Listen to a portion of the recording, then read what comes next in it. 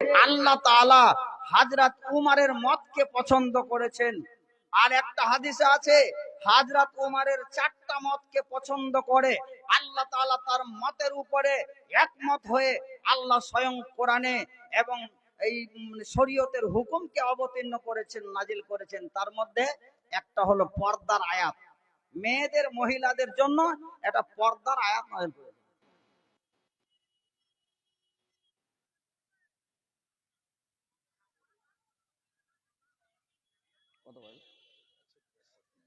আচ্ছা শেষ। যাই হোক, টাইম খুব অল্প আছে। হ্যাঁ, তো আমি একটা হাদিস আপনাদের সামনে পাঠ করছি। তো ঈমান কেমন থাকতে হবে? আজকে আমাদের ঈমান এত দুর্বল, এত কমজোর হয়েছে। আল্লাহ রাসূল সাল্লাল্লাহু আলাইহি ওয়াসাল্লাম ভবিষ্যৎবাণী শুনিয়ে গেছেন। ভবিষ্যৎবাণী শুনিয়ে গেছেন। কি ভবিষ্যৎবাণী? আল্লাহ রাসূলের সম্ভ্রান্ত সাহাবী হযরতে সাওবান রাদিয়াল্লাহু তাআলা আনহু তিনি বলছেন রাসূলুল্লাহ সাল্লাল্লাহু আলাইহি ওয়াসাল্লামের কাছে একটা হাদিস শুনেছি। নবী আমার বলে গেছেন, ইউশাকুল উমামু আনতা দা আলাইকুম কামা তাদাল আকিলাতু ইলা কাসআতিহা।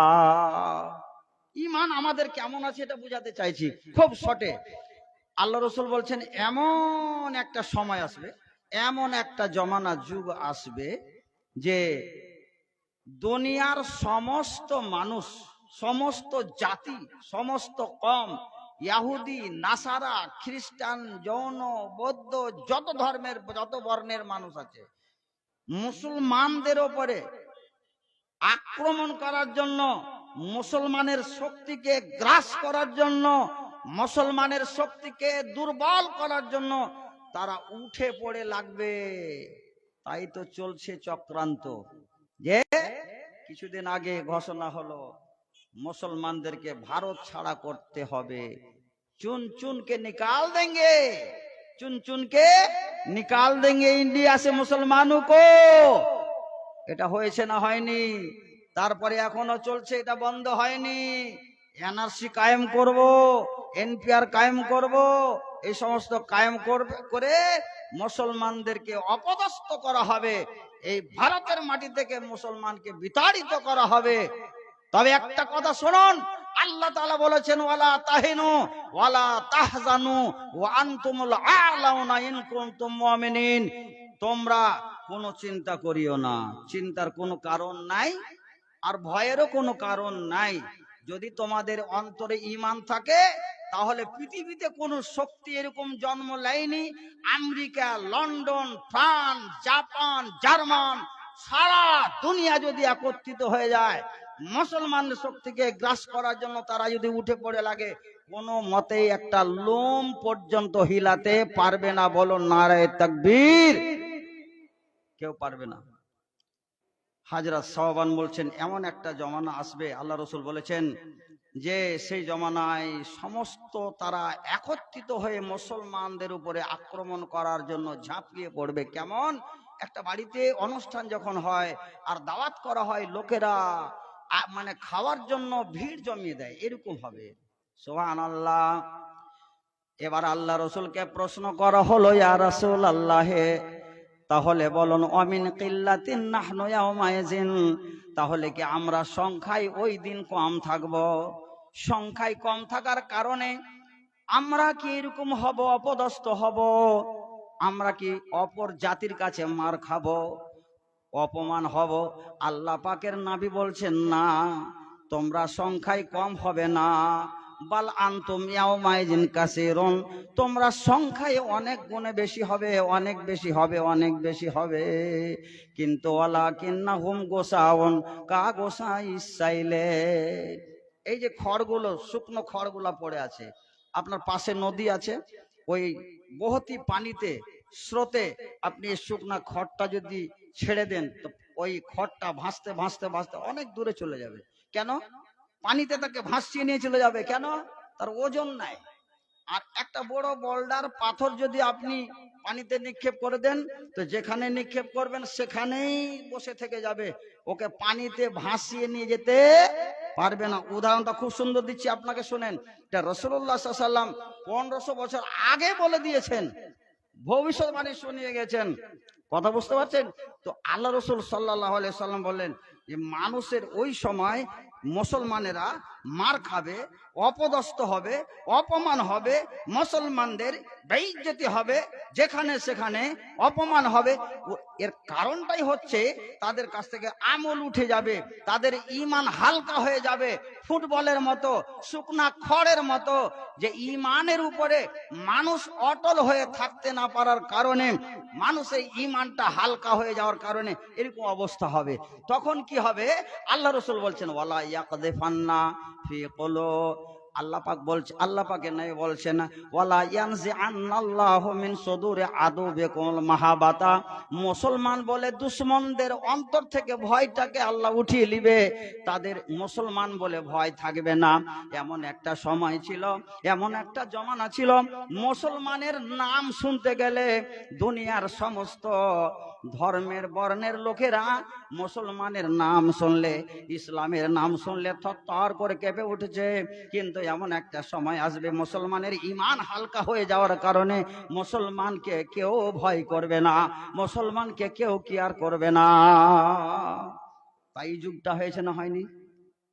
আল্লাহর নবী বলছেন ওয়ালা ইয়ানজিআন্না ওয়ালা ইয়ানজিআন্নাল্লাহু মিন সুদুরি আদুবিকুমুল মাহাবা ওয়ালা ইয়াকযিফান্না ফি কুলুবিকুমুল ওয়াহান, আর মানুষের অন্তরে সুস্থি চলে আসবে, দুর্বল হয়ে যাবে মানুষের অন্তর, মুসলমানদের অন্তর দুর্বল হয়ে যাবে, কঙ্কল কমজোর হয়ে যাবে। সাহাবায়ে কেরামেরা আল ওয়াহান শব্দটার মানে বুঝতে পারলেন না। মাল ওয়াহান ইয়া রাসূলুল্লাহ, ওয়াহান কাকে বলা হয়? আল্লাহ রাসূল বলুন। আল্লাহ রাসূল সাল্লাল্লাহু আলাইহি সাল্লাম বলছেন শোনো, ওয়াহান বলা হয় হুব্বুদ দুনিয়া ওয়া কিরাহিয়াতুল মাউতে, মানুষ যখন দুনিয়াকে ভালোবাসতে লাগবে, দুনিয়া ভালোবাসার সঙ্গে যখন জড়িয়ে যাবে, আর মৃত্যুকে যখন তারা অপছন্দ করবে, মরতে চাইবে না, মনের মধ্যে লোভ লালসা হবে। আল্লাহ যদি আমার বয়স 70 হয়েছে, আর 30 বছর যদি আমি বাঁচতে পারতাম তাহলে আমার মনের স্বাদ মিটে যেত, অনেক আমার স্বপ্ন পূরণ হয়ে যেত। 60 বছর বয়স হয়েছে, মনের মধ্যে স্বপ্ন জাগছে, বলছে আল্লাহ আমাকে আর 40 বছর বয়স দিলে, 100 বছর বয়স দিলে আমি এই বয়সে অনেক কিছু করে ফেলতাম। আল্লাহ পাকের নাই বলছেন যখন মানুষ মরতে চাইবে না, মরতে ভালোবাসবে না, আর দুনিয়াকে প্রাধান্য দিবে আল্লাহ রসুলের ভালোবাসার উপরে, তখন মানুষের ঈমান কমজোর হয়ে যাবে, মানুষের ঈমান দুর্বল হয়ে যাবে। এইরকম অবস্থা। তো আজকে আমাদের এই অবস্থা এরকম, যার জন্য আজকে আমরা যেখানে সেখানে অপদস্থ, আর যেখানে সেখানে মার খাচ্ছি।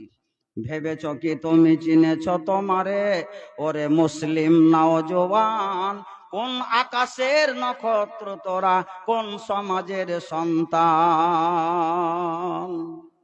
ভেবেছ কি তুমি চিনেছ তোমারে, ওরে মুসলিম নওজোয়ান, কোন আকাশের নক্ষত্র তোরা, কোন সমাজের সন্তান। যাদের উপাধি দানিল কোরআনে কাদ আফলাহাল মুমিনুন, আত্মাকে লয়া দানিল জান্নাত যাদেরও তরে রহমান। ভেবেছ কি তুমি চিনেছ তোমারে, ওরে মুসলিম নওজোয়ান, কোন আকাশের নক্ষত্র তোরা, কোন সমাজের সন্তান। নাই ভীরতা সমাজে যাদের, মুসলমান যদি ঈমান থাকে, আমল ঠিক থাকে, ভয় করে নাকি কাউকে? বদরের যুদ্ধে বদরের মাটিকে কাঁপিয়ে দিল 317 জন 13 জন মুসলমানে, এতগুলো কাফেরকে হিলিয়ে দিল, ঈমানি বলে ঈমানি জোশে কাঁপিয়ে দিল। আল্লাহ তাআলা মুসলমানদের মানে ভাগ্যে জয়লাভ করিয়ে দিলেন, মুসলমানেরা জিতলো, মুসলমানদের জিত হলো। আল্লাহু আকবার। নাই ভীরতা সমাজে যাদের, অন্তরে বলবান, নায়ের শত্রু গর্দান কেটে করে দেয় খান খান। ভেবেছ কি তুমি চিনেছ তোমারে, ওরে মুসলিম নওজোয়ান, কোন আকাশের নক্ষত্র তোরা, কোন সমাজের সন্তান। বদরের মাঠে মুমিনের লাটে ছিল 313 জন, মুআজ ও মুআব্বেজ লাফিয়া কাটিল আবু জাহালের গর্দান। মুআজ ও মুআব্বেজ লাফিয়া কাটিল আবু জাহালের গরদান। ভেবেছ কি তুমি চিনেছ তোমারে ওরে মুসলিম নওজোয়ান?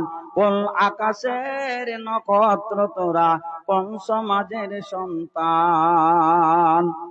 নাই ভীরতা সমাজে যাদের, দুনিয়ার মুখে মারিয়া লাথি, দুনিয়ার মুখে মারিয়া লাথি, গাইল বিজয় গান। ৩৬০ কাবার বুতের ভাঙিয়া পড়িল গরদান।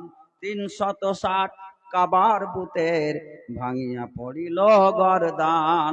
ভেবেছ কি তুমি চিনেছ তোমারে ওরে মুসলিম নওজোয়ান? কোন আকাশের নক্ষত্র তোরা, কোন সমাজের সন্তান? আল্লাহ আকবার। ১,০০০ সৈন্য খন্দকের ময়দান খন্দক খনন করছেন। আল্লাহ আকবার। ১,০০০-এর সৈন্য দলে খুদিল খন্দকের ময়দান। ক্ষুধার্ত সেনা লঘু মুসলিম, ক্ষুধার্ত সেনা লঘু মুসলিম, তবু ছাড়িল না ময়দান। ভেবেছ কি তুমি চিনেছ তোমারে ওরে মুসলিম নওজোয়ান? কোন আকাশের নক্ষত্র তোরা, কোন সমাজের সন্তান? सबक पढ़ फिर सदाकत का, शुजाअत का, अदालत का, काम लिया जाएगा तुझसे दुनिया की इमामत का। যদি মুসলমান আমরা ইমানের উপরে অটল থাকি, আমল যদি আমরা ঠিক রাখি, ইনশাআল্লাহ কোনো শক্তি আমাদেরকে মানে নিরাশ করতে পারবে না, নিশ্চিহ্ন করতে পারবে না, দুর্বল কমজোর করতে পারবে না ইনশাআল্লাহ। তাহলে এটা আমরা অঙ্গীকার করি, ওয়াদা করি যে ইনশাআল্লাহ এতদিন যা হয়েছে হয়েছে, আমরা এখনো আমলের দিক দিয়ে আমরা কমজোর আছি, নিজের নিজের আমলগুলোকে আমরা ঠিক করে নিব, ঈমানকে নিজে নিজে ঠিক করে নিব, হারাম জিনিসকে বর্জন করব, হালাল জিনিসকে খাওয়ার চেষ্টা করব। আল্লাহ যেন আমাদের সকলকে হালাল জিনিস খাওয়ার, ভালো আমল করার, ঈমানের উপরে আমলের উপরে প্রতিষ্ঠিত থাকার যেন আমাদের সকলকে তৌফিক প্রদান করেন। সকলেই বলেন আল্লাহুম্মা আমিন। সালাম সালাম হাজারো সালাম, সালাম সালাম হাজারো সালাম। আজকের মতো আমি বিদায় নিলাম, জনমের মতো আমি যাইনি চলে, আসবো আবার ফিরে কথা দিলাম। সালাম সালাম হাজারো সালাম, আজকের মতো আমি বিদায় নিলাম। আসসালামু আলাইকুম ওয়া রাহমাতুল্লাহি ওয়া বারাকাতুহু।